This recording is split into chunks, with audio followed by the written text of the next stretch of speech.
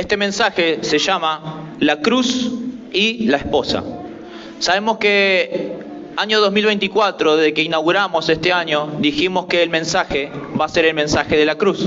Y hablé principalmente una serie sobre los 4 pasos hacia la cruz, tomado de la carta de Romanos, escrita por el apóstol Pablo, usando 4 palabras claves que el apóstol usa, que era conocer la palabra de Dios, no un conocimiento teórico, sino un conocimiento experimental. Amén. Recordemos que la verdad no nos hace libre, sino que conocerás la verdad y la verdad te hará libre. Es decir, lo que nos hace libre no es la verdad, sino el conocimiento de ella.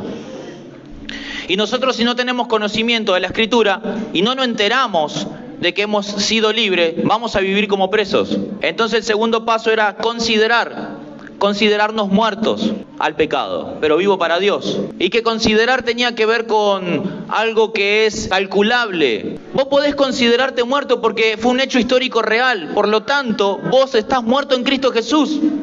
El tercer paso era presentarnos ante Dios. ¿Pero qué presentamos ante Dios? ¿Nuestro servicio? ¿Nuestro talento? ¿Lo mejor de nosotros? No sirve, hermano. Dijimos que lo que presentamos delante de Dios no son tus mejores habilidades, porque Dios no las toma, no son tus mejores talentos, Dios no los toma. Dios no toma nada de eso. Lo que vos presentás delante de Dios es la nueva creación en Cristo Jesús, la nueva naturaleza. Porque Dios, si necesita hacer algo nuevo, no lo va a hacer con algo viejo tuyo. Y el último paso que hablamos era andar en el Espíritu, lo cual hablamos la ley del Espíritu. ¿Recuerdan? El último sermón. Y la ley del Espíritu de vida tenía que ver con que, así como la ley de la gravedad nos tira para abajo, todo cae para abajo, así es la ley del pecado. La ley del pecado está en vos, no te la podés sacar de encima. Siempre todo lo que hacemos está inclinado al pecado, todo. Tu pensamiento, tu emoción, tus acciones. Y vos tenés que hacer algo en contra de la ley de la gravedad para que funcione. No, la ley de la gravedad funciona, vos no tenés que hacer nada, porque una ley funciona por sí misma. Lo mismo, la ley del Espíritu, si el Espíritu está en vos, no te cuesta orar, no te cuesta ayunar, no te cuesta leer la Biblia, no te cuesta congregar, no te cuesta sujetarte a tus pastores, porque es una ley que funciona sola. Todo lo que te está costando es nacido de la vieja naturaleza pecaminosa, pero todo aquello que viene de la ley del Espíritu, anda del Espíritu, porque el Espíritu hace lo que le agrada al Espíritu. Ahora, ese es el resumen de la serie 4 pasos que el apóstol Pablo dio para ir hacia la cruz. Declara conmigo, 4 pasos. Esto hoy se va a dividir en estos 2 y en estos 2. ¿De cuántos palos está compuesto la cruz? Uno vertical y uno horizontal. Entonces la cruz está formada por un palo negativo y por un palo positivo. Es como una pila. La pila necesita 2 polos, uno positivo y uno negativo. ¿Para qué? Para que funcione. Si ambos son positivos, ¿funciona? No. Entonces, las primeras 2 palabras, conocer y considerar, son negativas. Le voy a decir por qué son negativas. Porque eso está relacionado con el pecado. Tenés que conocer que estás miserablemente condenado y considerarte muerto. ¿Ves? Las 2 tratan con el lado del pecado en tu vida. Es el lado de la cruz que mata al viejo hombre y que te dice, sos un pecador. Pero el otro lado de la cruz, presentarte ante Dios, presentar la nueva creación y andar en el Espíritu, es la parte positiva, porque no tiene que ver con lo que vos sos, tiene que ver con lo que fue implantado en vos, que es la nueva naturaleza en Cristo. ¿Cuándo están comprendiendo? Siempre hemos visto la cruz a la luz del primer madero. Es decir, una cruz que trata con nuestro pecado y con nuestra corrupción humana. Pero nunca se pone atención al segundo madero. Lo cual, como digo, es algo totalmente positivo, porque va más allá de recuperar una posición que hemos perdido delante de Dios, sino que nos introduce en algo eterno. ¿Cómo es esto, profeta? Todos acá entendemos algún aspecto negativo de la cruz. La cruz, ¿por qué murió Jesús? ¿Por nuestros qué? ¿Viste que lo entendés? Pero siempre entendés para el lado negativo, que es por culpa tuya, por culpa del pecado, por culpa de la vieja naturaleza pecaminosa, siempre entendemos que la cruz es algo negativo, pero de hecho a la misma cruz tiene el signo más. Es un signo más, es positiva la cruz. Y nunca se ve el lado positivo, siempre se ve el lado negativo. Voy a tomar dos pasajes de la Escritura, uno es de Génesis y el otro es de Efesios. Presta atención acá. Efesios es el único capítulo en la Biblia que explica Génesis 2. ¿Sabe lo que pasó en Génesis 2? Aparece Eva por primera vez. Pero la Biblia no dice por qué aparece Eva. Efesios sí dice, explica Pablo. Imagínate que Génesis tiene 60 capítulos. El Antiguo Testamento tiene unos 49 capítulos. Tantos libros y tantos capítulos, y en ninguno de ellos se explica por qué nació Eva. Pero llega Pablo con el capítulo 5 de Efesios y revela por qué Eva existió. Lo vamos a leer Génesis 2:21. Dice, entonces Dios el Señor hizo que el hombre cayera ¿en qué? En un sueño profundo, y mientras éste dormía, le sacó una costilla y le cerró la herida. De la costilla que le había quitado al hombre, Dios el Señor hizo ¿qué cosa? Una mujer. Y después de eso, ¿qué pasó? Se la presentó al hombre, el cual exclamó, esta sí es hueso de mi hueso y carne de mi carne. Se llamará mujer, porque del hombre fue sacada. Es tremendo porque el apóstol Pablo explica el por qué nace Eva, por qué se crea y viene a la existencia esta mujer. A nosotros, toda la iglesia, mis pastores, los tuyos, en algún momento siempre nos enseñaron que nosotros somos pecadores que necesitan redención. Obviamente le damos gracias a Dios porque nuestro comienzo como hijos de Dios fue así. Éramos pecadores y el Señor nos perdonó y nos redimió, amén. Pero eso ya fue, hermano. Vos ya fuiste redimido. Así que ya no sos un pecador. No podemos decir, yo soy un pecador, porque sos un hijo limpiado por la sangre. Dios habla acá de una iglesia, como dice el apóstol Pablo. Vamos a leer Efesios 5. ¿Qué dice? Esposos, amen a sus esposas, así como Cristo amó a la iglesia y se entregó por ella. ¿Cómo la amó? Entregándose por ella. ¿En dónde se entregó? ¿Para hacerla qué? Ahí está el propósito. Ahí está el propósito. El para es propósito. ¿Hacerla qué? Hacerla santa, porque no lo era. Él la purificó lavándola con el agua mediante la palabra, para presentársela a sí mismo. Recién que leímos en Génesis que Dios se la presentó a Adán, para presentársela a sí mismo como una iglesia radiante, sin mancha ni arruga, ni ninguna otra imperfección, sino santa e intachable. Entonces, generalmente, cuando pensamos en la iglesia, pensamos en los siguientes términos, como el conjunto de pecadores salvados. Acá somos un montón de pecadores que fuimos salvados. En error. Autollamarnos de esa manera y percibirte así, siempre va a traer a la escena el antecedente de tu pecado, de tu error y de tu caída. ¿Y sabes qué pasa si vos siempre te ves de esa manera? Si vos siempre te ves como, bueno, soy un hijo de Dios, pero soy un pecador. ¿Sabes cómo te va a hacer vivir? Como un pecador. Por eso hoy el pensamiento se tiene que renovar, de que vos no sos un pecador, vos sos un santo lavado por la sangre de Jesús. Y que por ser un santo lavado, vive así, vive en limpieza, vive en purificación, vive en santidad. Si yo te empiezo a tratar a vos como un pecador que nunca alcanza la santidad y que siempre tiene que estar en obediencia para llegar a ser, te estoy mintiendo, te estoy poniendo la zanahoria acá adelante y sos como el caballo que corre, pero nunca alcanza a comer la zanahoria. ¿Cuántos me están entendiendo? En cambio, si yo te digo, vos sos un santo, vos no tenés que hacer nada para ser santo porque Jesús ya te hizo santo, porque dijo, sos santo porque yo te lavé con la sangre, entonces esa verdad a vos te va a hacer vivir como un santo. yo no obedezco para llegar a ser santo. Al revés, porque soy un santo, vivo en obediencia. ¿Cuántos están entendiendo? No diga así por compromiso.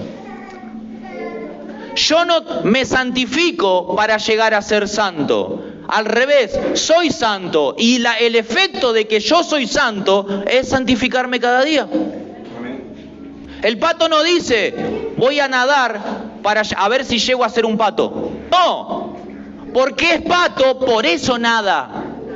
Porque lo es. ¿Cuándo están comprendiendo? Se trata de la naturaleza, hermano. La naturaleza. Eso es algo que no le entra a la cabeza a la iglesia. Es impresionante. Es porque es un tema de revelación. Presta atención. Yo, Darío, no soy un pecador. Yo soy un hijo de Dios. Y soy santo. Y soy lavado por la sangre. ¡Ojo! Este ya se cree re santo.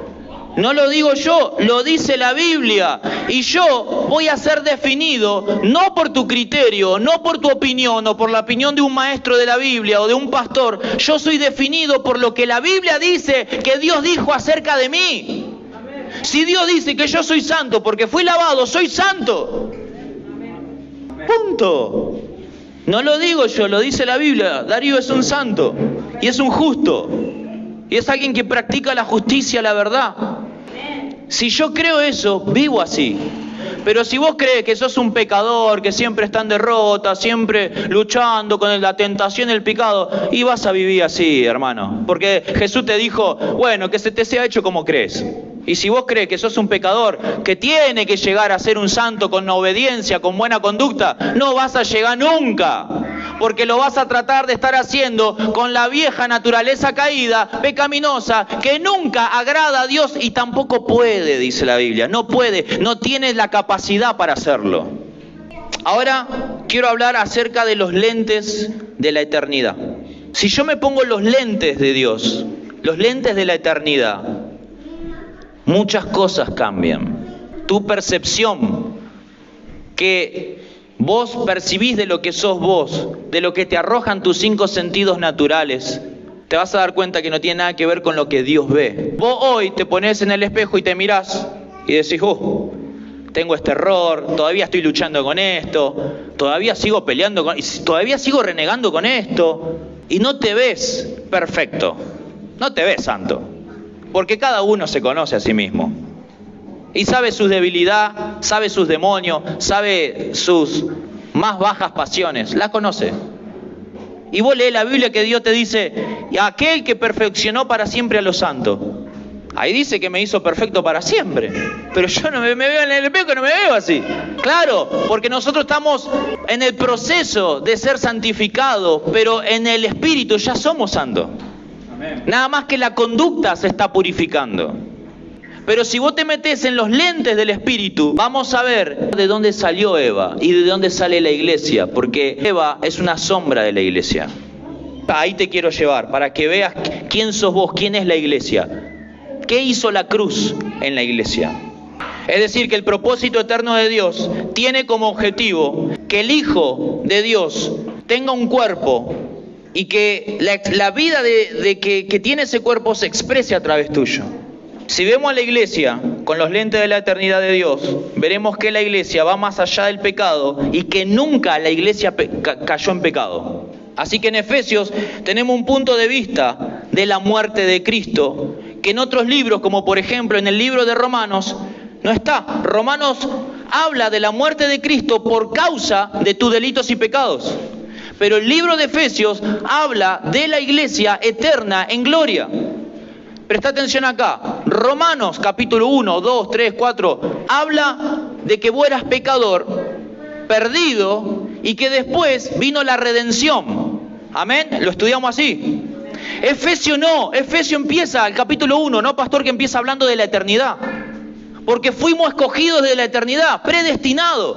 Y después habla de la iglesia, y cuando habla de la iglesia, habla de una iglesia gloriosa, que desde la eternidad es gloriosa. Es decir, que nunca cayó en pecado. Es decir, que el libro de Romanos habla de la cruz en sentido negativo. Cristo murió porque sos un pecador para redimirte. Pero en el libro de Efesios habla de la cruz, de la muerte de Cristo en un sentido positivo. Dice, Cristo murió no por tu pecado, iglesia. Cristo murió para que existieras. Cristo murió para que salgas a la creación. Así como salió Eva de la costilla de Adán, así sale la iglesia del cuerpo de Cristo. Presta atención acá. Cuando nace Eva, capítulo 2, está Adán solo, ¿verdad? ¿Quién fue el primero que cayó en pecado de los dos? ¿Adán o Eva? Escuche, por lo tanto, que cuando Adán, Dios lo introduce en un sueño, ¿para qué? Para quitar a Eva del cuerpo de Adán. ¿Adán estaba en pecado? No, porque la que cayó en pecado fue Eva y Eva no existía. Entonces, Dios lo introduce. No es que Adán dice, tengo sueño. No. Dios lo impulsa a tener sueño, lo duerme como un símbolo de la muerte de Cristo. Cristo durmió. Y cuando está dormido le abre el costado y le saca una costilla. Y de ella sale la mujer llamada Eva. Esa mujer nació en pecado porque salió de un Adán antes de pecar. Eso habla que la iglesia sale de Cristo y que desde la eternidad ella no tiene nada que ver con el pecado. La iglesia no es un montón de naciones, lenguas, tribus, razas, etnias que tienen a Cristo. No, es Cristo adentro de todas esas razas. Y la iglesia es un cuerpo que tiene la sustancia de Cristo. En otras palabras, la iglesia es otra forma de Cristo. Así como Eva fue otra forma de Adán, así la iglesia es otra forma de Cristo. Cuando estamos todos juntos, manifestamos a Cristo, hermano. Cuando estamos todos juntos, ya les enseñé. Muchas veces cuando un hermano dice, yo soy la iglesia, corregile, no. Somos la iglesia, no sos la iglesia. Somos, ¿qué es somos? Plural. Somos, significa muchos. Es decir, que somos iglesia cuando estamos muchos juntos. ¿Por qué? Porque cuando estamos todos, el servidor sirve, los pastores pastorean, el profeta profetiza, el evangelista trae alma. ¿Ves? Nos estamos expresando todos juntos en favor de un propósito que es la iglesia de Cristo. Entonces, uno que predica solo por ahí, ¿esa es la iglesia de Cristo? No, porque no está acompañado de todos sus hermanos que forman el cuerpo de Cristo. Es lo mismo que yo diga, si corto este dedo y lo tiro en el piso, ¿vive? ¿El cuerpo está vivo? Sí. Entonces usted es como un miembro tirado en el piso pensando de que usted solo va a poder servir a Dios. Usted fuera del cuerpo de Cristo no puede servir a Dios, no agrada a Dios. La vida está en el cuerpo, no está en ese dedo. Usted es un miembro adentro del cuerpo de Cristo. Usted no es el cuerpo de Cristo. Usted es un miembro adentro del Cristo. Por eso acá la persona que no se sujeta a los servidores, a los pastores, al profeta, al apóstol, entonces no tiene agrado a los ojos de Dios. ¿Cuántos quieren ser la esposa de Cristo? ¿Sabe lo que significa eso? Cristo nos está santificando ahora, nos está purificando para que seamos la esposa de Él. Pero en la actualidad no somos la esposa de Cristo. No existe tal cosa. Ahora el Espíritu Santo está haciendo una obra de santificación. Antes mentías, no mentís más. Antes fornicabas, no fornicas más. ¿Qué significa eso? Que te estás purificando. ¿Para qué? ¿Para qué todo este trabajo de santificación y purificación? ¿Para qué? Este viernes que viene vamos a tener una boda acá en este altar. Gloria a Dios por eso. Porque eso está anunciando la obra de Cristo. Y no es casualidad que el último sermón tenga que ver con la esposa y la cruz. Y justamente el viernes que viene es un acto profético de lo que aquí va a pasar. ¿Para qué me estoy purificando, profeta? ¿Para qué esto de dejar lo malo y ser cada vez más limpio, más luz, más puro? Porque hay algo que se llama la venida de Cristo. ¿Y vos sabés para qué viene la venida de Cristo? ¿Para qué viene Cristo? Cristo viene a buscar una novia santa y sin mancha. Viene a ver que el cuerpo entero esté limpio porque Él se quiere casar con vos. Cuando estoy hablando de casar, estoy hablando de un pacto eterno que Dios hace contigo. Y dice que la iglesia va a ser arrebatada, es decir, va a ser tomada, va a ser quitada de la tierra y vamos a ir al tercer cielo. Va a haber un evento que se llama las bodas del Cordero, donde Cristo mismo nos va a servir a las mesas. Va a consolarnos, vamos a llorar, Él va a enjugar nuestras lágrimas de todo el trabajo que hemos hecho aquí en la tierra, de todo lo que hemos sufrido aquí en la tierra. Él nos va a dar un beso, Él nos va a dar un abrazo, Él nos va a consolar y Él nos va a llamar para siempre esposa de Cristo. Dios te va a llamar esposa de Cristo. Pero ahora no lo sos. ¿Cuántos quieren ser esposa de Cristo? Bueno, escúchame, si vos no aprendés a tener comportamiento de cuerpo de Cristo, de ser cuerpo de Cristo, no esperes a ser la esposa. ¿Qué está diciendo el profeta? Si no te comportás bajo la ley del cuerpo de Cristo, no vas a llegar a ser la esposa de Cristo. ¿Qué estoy diciendo? Si vos no sos una persona que se sujeta a la pastora, a los líderes, a los servidores, a mí, no funcionás como cuerpo de Cristo. No estás unido como este dedito está acá unido a mí. No esperes a ser la esposa. Porque primero vimos que Eva fue sacada ¿de dónde? Del cuerpo de Adán. La costilla era ella, del cuerpo de Adán. Y después fue presentada como esposa. El orden acá en la iglesia es el mismo. Si primero no soy cuerpo, no esperes ser esposa. Tenés que tener revelación del cuerpo de Cristo, de que todos funcionamos en orden, hermano, de que todos funcionamos bajo sujeción, de que todos funcionamos... si vos vas y hacés la tuya, predicá a tu manera, serví a tu manera, vos no estás bajo la ley y el principio del cuerpo de Cristo. Por eso acá no creemos en llaneros solitarios que predican solo, que lideran solo, que enseñan solo, que se guían solo o que quieren servir solo a su manera las cosas de Dios. No, lo hacemos bajo el principio de que somos un cuerpo unido. Y que si nosotros no sabemos respetar la ley del cuerpo, mucho menos vamos a llegar a ser la esposa de Cristo. Porque la esposa de Cristo es una mujer que es madura, es una mujer ordenada, es una mujer santa, es una mujer que está bajo sujeción. Y vos no te sujetás ni a tu marido y querés ser la esposa de Cristo.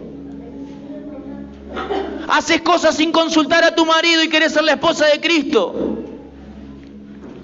Toma decisiones fuera de tu marido y vos querés ser un evangelista, vos querés ser un maestro, vos querés ser un pastor, una pastora, lo que sea. Hermano, las cosas como son en orden. La cruz, ¿qué tiene que ver la cruz con la esposa? Que la cruz viene a matar toda inmadurez en nuestra vida para que llegamos a ser la esposa del Cordero. Declare conmigo, sin el principio del cuerpo, no hay principio de la esposa. Desde Génesis 3 en adelante hay un montón de tipos que nos profetizan y nos hablan acerca de la muerte de Cristo. Por ejemplo, el primer tipo que aparece en la Biblia es Abel. Y Abel ofreció una ofrenda, ¿se acuerdan? Y que esa ofrenda hablaba de la muerte de Jesús. También tenemos la Pascua de Moisés. ¿Y la Pascua de Moisés por qué? Por nuestros pecados, y ahí vemos ¿a quién? A Jesús. Entonces, hay muchos tipos proféticos que los hombres de Dios hicieron, que hablaban y tipificaban y anunciaban la muerte de Jesús. ¿Por qué? Por nuestros pecados. Pero el apóstol Pablo no usa ninguno de toda la tipografía que hay, desde Génesis 3, en todos los libros proféticos, no usa ninguna, usa una sola, Génesis 2. ¿Por qué usa Génesis 2 y no usa a Adán y Eva con la piel de cordero, la Pascua de Moisés, alguna tipografía de Sansón? ¿Por qué no usa? Porque todo eso tiene que ver con la muerte de Jesús por el pecado. Pero Génesis 2 habla de una esposa, de una iglesia que salió del costado de Adán, que todavía no tenía pecado. Es decir, que nosotros vemos a la iglesia con los lentes de Dios, nos vamos a dar cuenta que la iglesia es una creación que está en el corazón del Padre y que en ella nunca hubo pecado desde la eternidad hasta la eternidad. Somos algo hermoso para Dios. Somos algo glorioso para Dios. Somos algo tremendo, hermano. Por eso tenemos autoridad contra los demonios. Por eso tenemos poder para sanar. Porque nosotros hemos sido eternamente santos. A los ojos de Dios, no a tus ojos. Y recordá que el desafío es no creer lo que yo veo en el espejo, sino creer lo que dice la Escritura de lo que yo soy. Yo soy santo y soy justo, y por eso camino así. No es que trato de tener obediencia, trato de hacer una justicia para llegar a ser santo. No, eso es un ser incompleto. Y Cristo no hizo una obra incompleta. Cristo hizo una obra completa en la cruz del Calvario. Pero recuerde, Romanos, en la cruz de Romanos, vemos que hay muerte de Cristo por causa de tu pecado y de tu caída. Pero en Efesios no habla de la cruz por causa de la caída del pecado.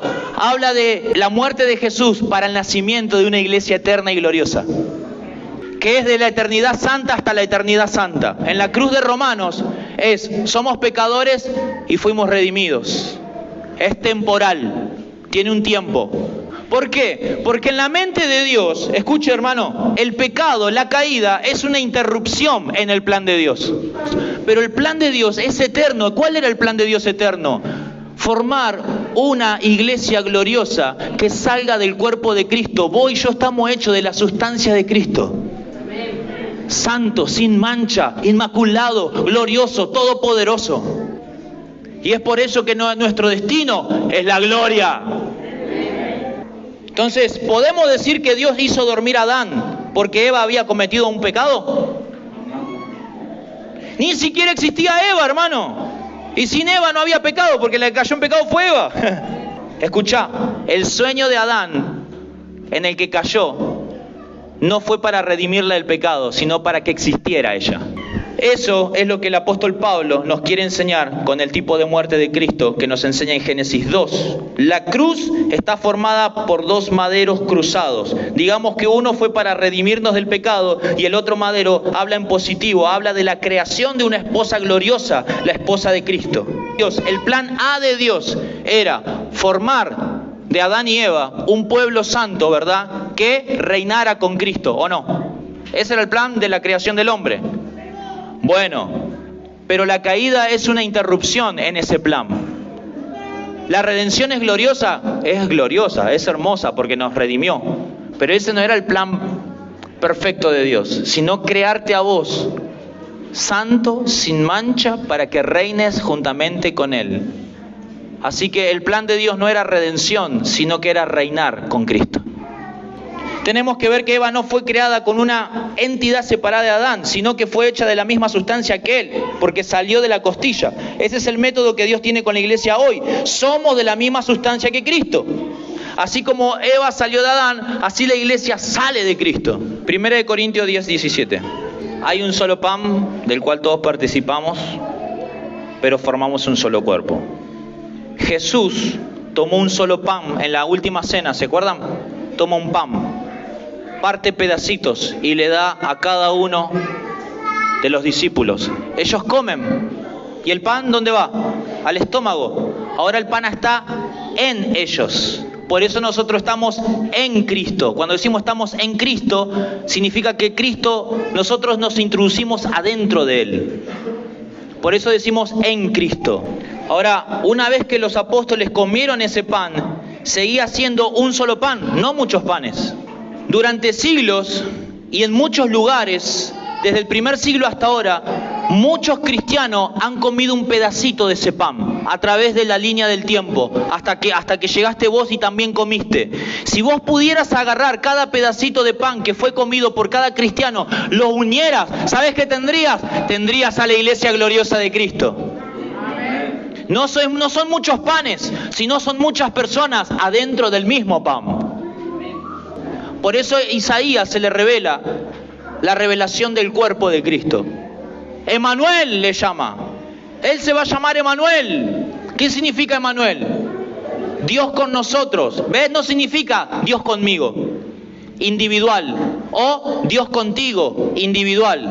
Dios con nosotros, plural, muchos.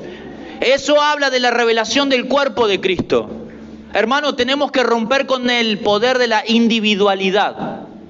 Nosotros no somos individuos. Cristo no nos hizo individuos. Cristo nos hizo uno en Él. No somos individuales, no somos individualistas. No tomamos decisiones solo, fuera del cuerpo. Tomamos decisiones sujetos al cuerpo. Son muchos los cristianos que piensan que pueden ser cristianos individuales, pero eso Dios nunca lo va a permitir. Frecuentemente el cristiano individual ora, pero no tiene respuesta divina. El cristiano que es individual lee la Biblia, pero no tiene iluminación de la Biblia. El cristiano individual estudia la palabra, pero no le es provechoso. Porque muchos cristianos conocen la vida que tienen en Cristo, pero no conocen la vida del cuerpo en Cristo. Si usted tiene a Cristo, usted está introducido en un cuerpo. Usted está, si es el dedo meñique en el cuerpo, usted al lado tiene un anular, y al lado un dedo mayor, y abajo una palma, y abajo de la palma una muñeca, y debajo de la muñeca un antebrazo. Usted no es un cristiano individuo, usted es uno en Cristo. Declare: yo no soy un individuo, soy uno en Cristo. Por eso en Centro de Reforma y Avivamiento, toda actividad, hermano, que un cristiano ofrezca a Dios fuera del conocimiento del cuerpo no funcionará, y mucho menos le va a ser efectivo ni le va a dar fruto. Si yo primero no me comporto en cuerpo, en unidad, en comunicar lo que hago, no le comunico a los pastores no me comunican a mí, no entiendo el principio de información, no entiendo el principio de comunión, de cuerpo de Cristo, ¿cómo vas a llegar a ser la esposa de Cristo? Eva primero fue sacada del cuerpo y luego fue presentada como esposa. Si primero no sos cuerpo, no sos esposa después. Si no actúas como cuerpo, ¿qué significa cuerpo? Interdependencia. Declara conmigo: interdependencia. Hermano, yo dependo hasta del servidor que pasa la escoba acá.